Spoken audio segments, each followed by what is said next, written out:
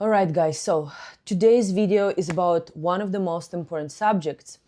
I ask you all to send me your biggest fears at the competition, and what I wanted to cover in this video was about I'm really scared to lose my nose clip, or I'm scared to forget my movements, or things like this, you know what I mean? But you overwhelm me with all the messages and the feedback, and it came to my realization that the biggest fear that I can't just let go is a passing out fear. This is a YouTube video. This is not a mental coach performance session. I'm not your coach.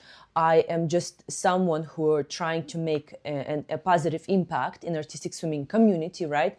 So very deep in details we can go when we work one-on-one with you during my artistic swimming training, or if I recommend you the mental performance coach, okay?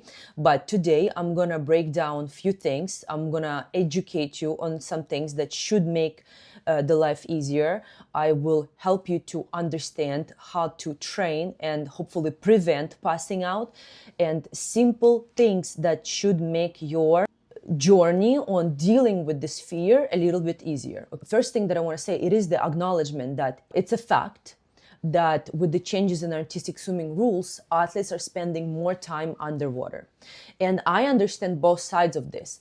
Coaches are pushing the higher difficulty, higher results. Like, this is the nature of high performance sport, right? Like, this is why we're here. We're here to challenge ourselves, to grow, to compete the most high level, right? But this video is not about challenging coaches and teaching them how to do the choreography. It's not about telling them that we need to make it all easier. By the end of the day, we're here in a high performance sport. You know what I mean? So this video is not about this. Although I do believe that every athlete should be performing the routines based on their skill level and focusing not on pushing the limits in the DD way, but pushing the limits in the execution way, having the good and solid difficulty and performing that difficulty to the best standards. However, regardless of the routine that you're giving, this video is mostly for athletes to deal with what they've got. Very important thing that I want you to know, that we only fear what we don't understand. Most of the times we fear something unfamiliar, something we're not educated enough on, okay? So going into this part of the video, I want you to know that we are right now briefly gonna break down what's happening in your body. A lot of you might think in the moment when you're feeling that dizziness or whatever feeling you're feeling, like for example, when I was swimming and when I was close to run out of oxygen, I would feel my tongue would go numb, like I would be underwater doing my hybrid and my tongue, I would actually feel my tongue going numb, and I would start seeing a little bit greenish, you know. What's important for you to know, this is something we covered during my winter annual virtual camp. Last year, I invited a free diver, and she broke it down from a scientific perspective. And now I see that Russian national team will bring the free diving coaches into the practice to help the process. But I already did it, a year ago to help athletes to understand what's happening from the free diving perspective, because free divers, if you don't know, this is people who go very, very deep underwater for very, very long time without external oxygen. They only rely on the oxygen that are within their body, in their lungs and inside their entire body, their muscles, right? So what she explained to us, that the uncomfortable feeling, the pressure, the urge to breathe, the nausea that we might feel, that's not coming from you not having the oxygen. That's coming from CO2 building up within your body, okay? Not because you don't have oxygen left. When we're here on land, we exhale CO2. Underwater, the CO2 stays within your body, so your body feels intoxicated by the CO2. Make sense? Which means that if it feels like you are running out of air, it doesn't necessarily mean that you are out of air. Just knowing that already should help you to feel a little bit more comfortable and confident mentally, knowing that when that hard moment comes during your hybrid, you are fine. You don't need to start overthinking and panicking. You don't need to panic. You need to realize that the feelings that I'm experiencing within my body is not me running out of oxygen. It's me feeling CO2 intoxicating me a little bit. Quick message to you: if you want to have the access to this video with the free diver from my virtual camp, shoot me a comment, reach out to me, and I'll give you access to that video. It will help you to understand the scientific perspective on what's happening within your body more. It will help you to eliminate that fearful thoughts. I want to now talk what's happening within your mind. It's important for you to understand that your brain is not you. It's not you. Your brain is a muscle, just like a hamstring muscle, just like some other muscle. Brain is a muscle that is under your control. If you train it properly, you can control it. Instinctively, our main thing, our nervous system, the only goal for our body is to survive. To survive. So, our brain always scans for possible danger, it's trying to protect us. When you feel the discomfort underwater, right, your brain starts to create these thoughts, sends the signals. What's going on? What happens? Am I gonna pass out? Am I dying? You know, what's going on? It does sends the signal, danger, danger, danger. But here's a problem. Just because your brain produces a thought doesn't mean it's true. If you don't take control of your thoughts, your brain will just default to the fear. And the more you repeat, I'm going to pass out, I can't make it, you know, I feel dizzy, I feel bad, I can't finish it, the more your body will believe in it. It's true. So instead, you really need to control your brain, and you need to train how to think, how to talk to yourself. I keep saying this in all the videos I make. You need to learn how to control your brain just as good as you learn how to control your body.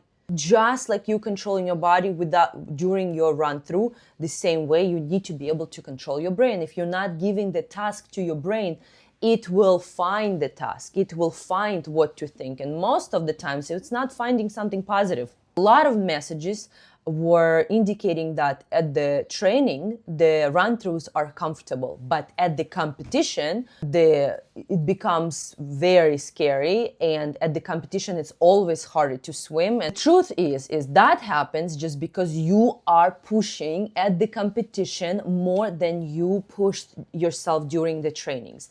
And again, this is a very common thing. I see this all the time, but this is something that needs to be addressed, and it's something you need to come to be aware about. At the competition, you cannot push harder that you've trained. This is why we have trainings. We are in a calculated sport. Artistic swimming is not a hockey. You don't go on the field and try to figure out what's going to happen, because you don't know what's going to happen. It's a game. It's unpredictable. In artistic swimming, it's calculated. You know exactly what's going to happen. You need to train exactly the way you want to perform. Performing and pushing yourself 120% at the competition, it's not a way to go. Your body is not ready for that. If you did not try that at training, your body is not ready for that. Why would you do something that you haven't tried before? It is unfamiliar.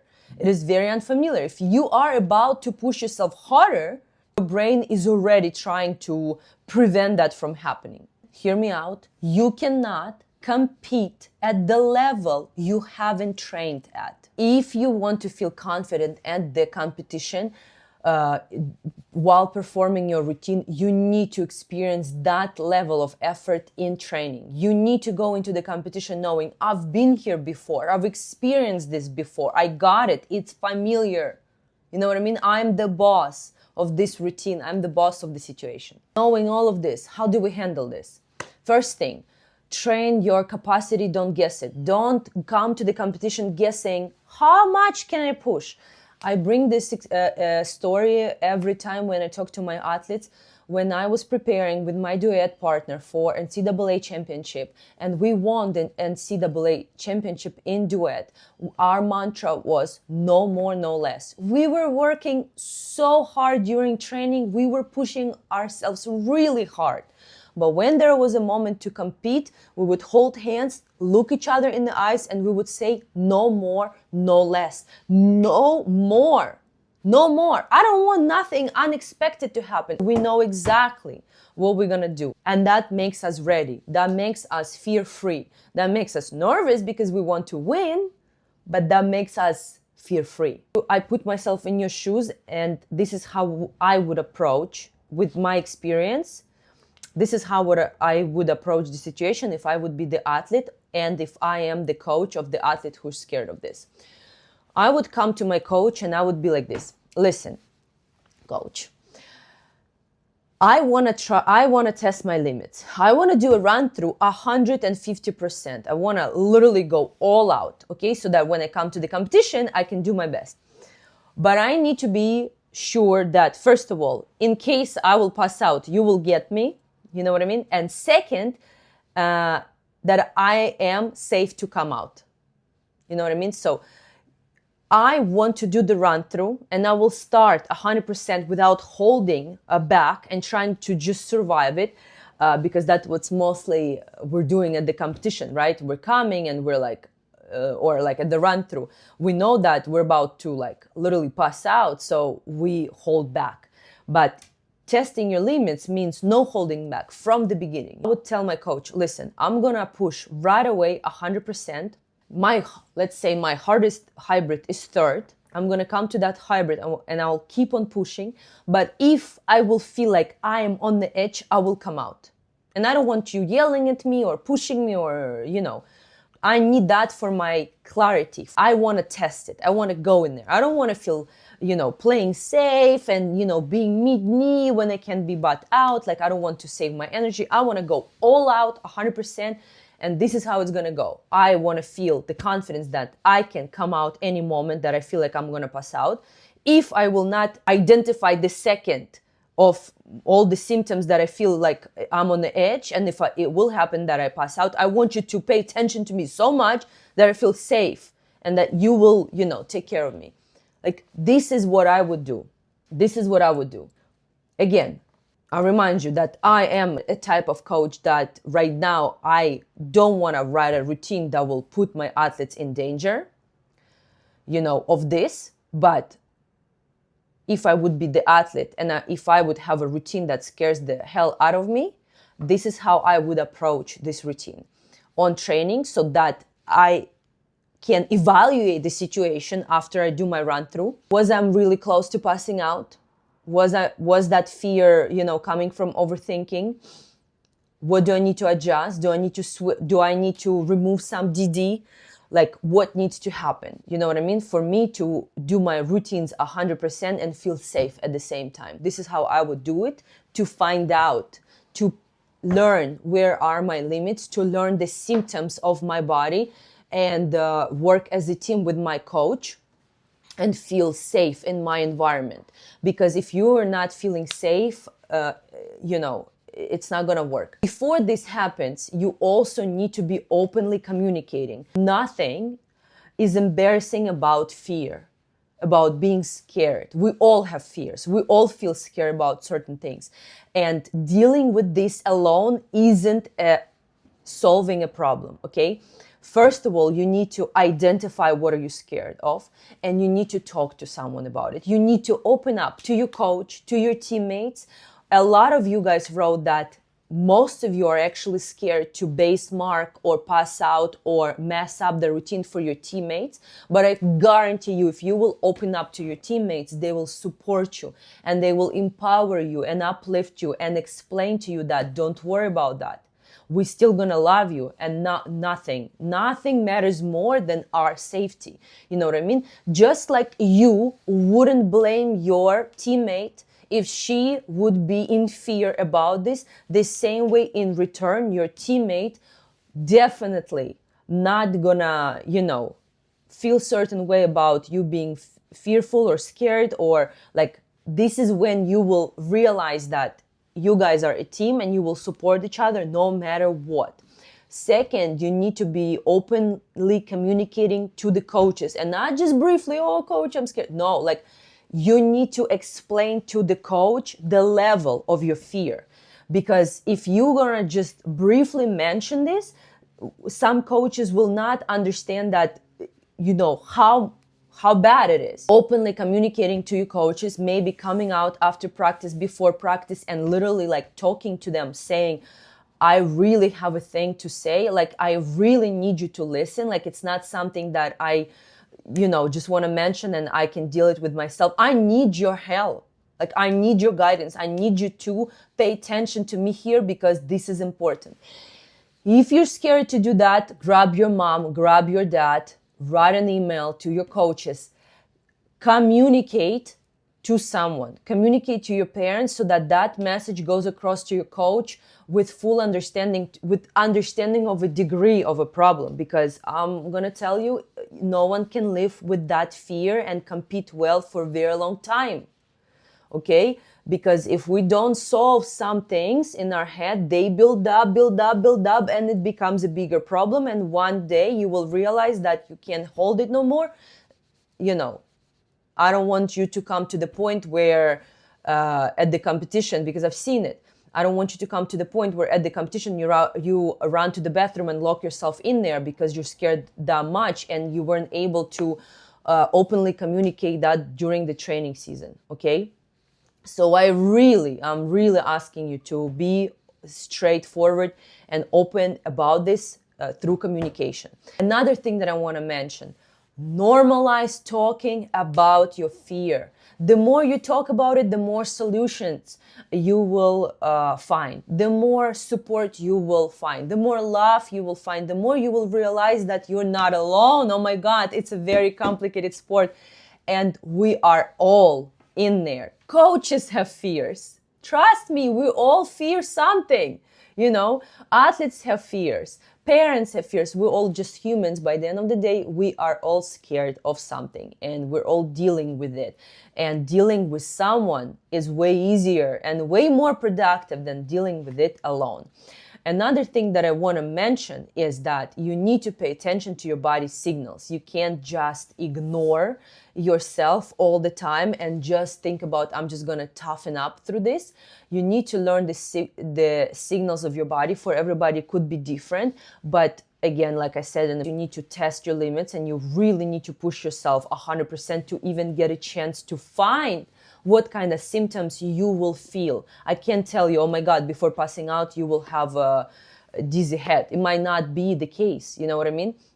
We're all different. We all have different bodies. Yes, some of them will be the same, like, feeling the nauseous or whatever, intoxication from CO2. But by the end of the day, you won't know your symptoms until you actually put yourself out there. Stop surprising your body at the competition. Just stop doing that. If you haven't tried things at training, don't try it at the competition. Again, do what you prepared for. And the last thing, if you need to work with a mental performance coach, reach out to me. I can recommend you a few people, and this is something that more and more teams and athletes will start to implement in the training, because again, we can, as coaches of artistic swimmers, we can do that much, but we are artistic swimming coaches. We're choreographers, we're strength coaches, we're flexibility coaches, we're figure coaches, we're, everything. We're designers of the swimsuits and things like this, and we're music cutters, all of it. We're all in one. But there's areas of expertise that some coaches are not experts in. We don't know everything. So I have amazing mental coaches that I know that work with some of my athletes, and there has been enormous amount of improvement going into the run through, putting all the effort, not holding back, like not throwing up before run throughs or before competitions. Like everything is fixable. My last point is that you can work on this and you can improve it. So If you need help, reach out. I'm gonna put you in touch with good coaches that can support you. If you're scared of passing out, don't ignore it, and don't just hope it goes away. Understand your body, communicate, train at the level you compete, and take control of your mind. If you have more stories that you would like to share, please comment below this video. I'm reading all the comments, and if there's something that I didn't cover in this video that you would like me to cover in the next, please shoot it in the comment. I hope this video was helpful. Wishing you best of luck, and just know you're not alone, and I'll see you in the next video.